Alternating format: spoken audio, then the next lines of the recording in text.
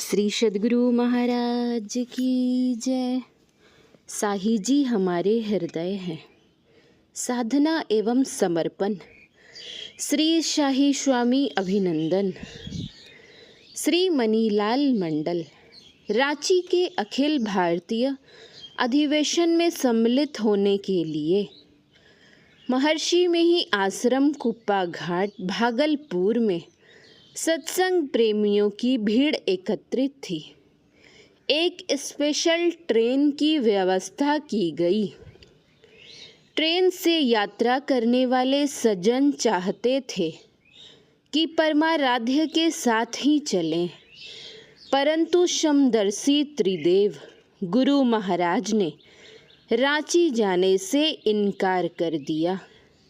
उस समय भला किसकी हिम्मत होती कि गुरुदेव से वहाँ चलने के लिए कहे।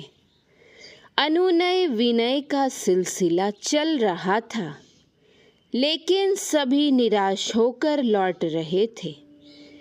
एक ही दिन पहले सबों के मुख पर प्रसन्नता थी और दूसरे दिन सबों के मुख मलिन हो गए थे। लगता था अब गुरुदेव रांची नहीं जाएंगे। ज्यों-ज्यों समय बीतता जा रहा था, निराशा घनीभूत होती जा रही थी। ऐसे समय में गुरुदेव के हृदय में वास करने वाले गृह त्यागी, धर्मनिष्ठ, प्रियदर्शी, परम प्रिय शिष्य श्री साही स्वामी जी महाराज भारी मन से रुक रुक कर गुरुदेव की ओर बढ़े। गुरु महाराज अपने आवास के बरामदे में कुर्सी पर आसीन थे। वे अपनी मौज में थे।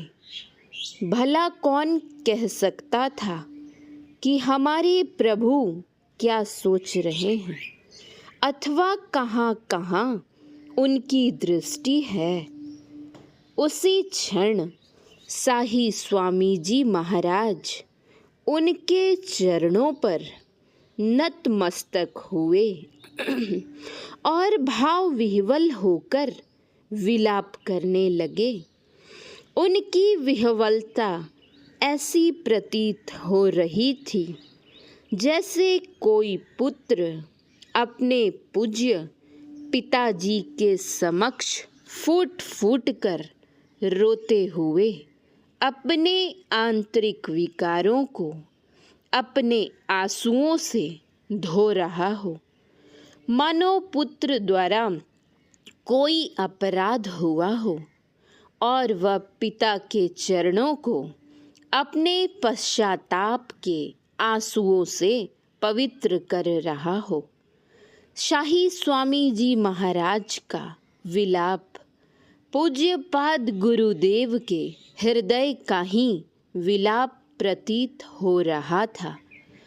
गुरु शिष्य का मिलन दर्शकों के हृदय को भी भिगो रहा था।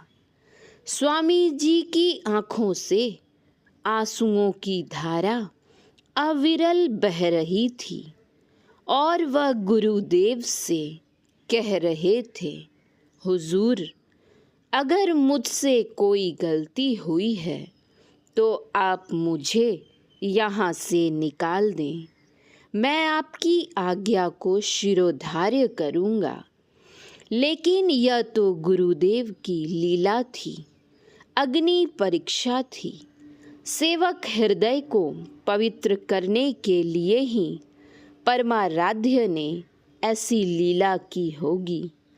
जिस तरह गंदे जल को छानकर निर्मल किया जाता है, दूध को अग्नि पर रखकर जीवाणु रहित किया जाता है, उसी तरह पूज्य शाही बाबा गुरु महाराज की छाया में अपने मन के मैल को रो रो कर धो रहे थे। यह दृश्य देखकर दर्शकगण अवाक थे। मैं भी भीड़ में खड़ा अपलक यह दृश्य देख रहा था और मन ही मन सोच रहा था कि कितने बड़भागी हैं पूज्य शाही बाबा।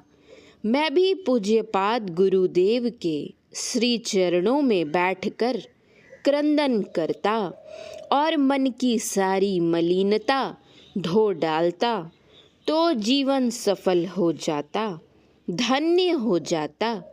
हम सभी सत्संगी सोच रहे थे कि शायद स्वामी जी से कोई गलती हुई होगी, इसलिए विलाप कर रहे हैं, परंतु यह तो गुरु शिष्य के आंतरिक मिलन का अपूर्व अवसर था। युग दृष्टा अंतर्यामी की आत्मदृष्टि से, जिससे वे एक क्षण में सारे ब्रह्मांड की लीला को सहज ही देख लेते हैं। शिष्य के मनोभावों को देख लेने में तनिक भी देर नहीं लगी होगी। लगता है गुरु महाराज ने भविष्य में अपने शिष्य के मार्ग में आने वाली विघ्न बाधाओं को दूर करने के लिए ऐसी लीला की। बाद में गुरुदेव ने सबको रांची अधिवेशन में भाग लेने की अनुमति प्रदान की और स्वयं भी वहां गए थे।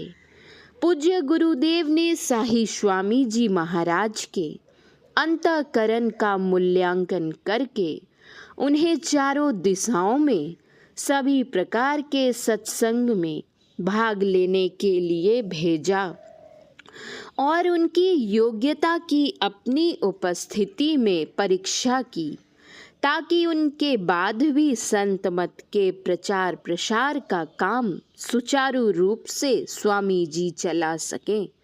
ब्रह्मलीन होने के कई वर्ष पूर्व से ही गुरुदेव किसी भी प्रकार के अधिवेशन या विशेषाधिवेशन में स्वयं भाग नहीं लेते थे।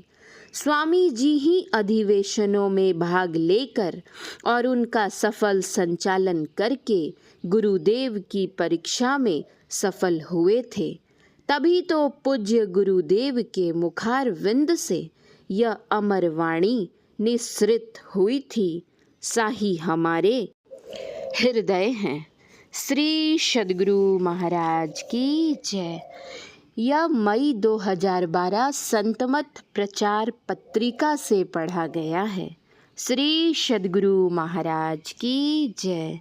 आप सभी सत्संगी भाई बहन से निवेदन है, संतमत वाणी चैनल को सब्सक्राइब करें और संतमत के प्रचार प्रसार का हिस्सा बने। श्री सद्गुरु महाराज की जय। श्री सद्गुरु महाराज की जय।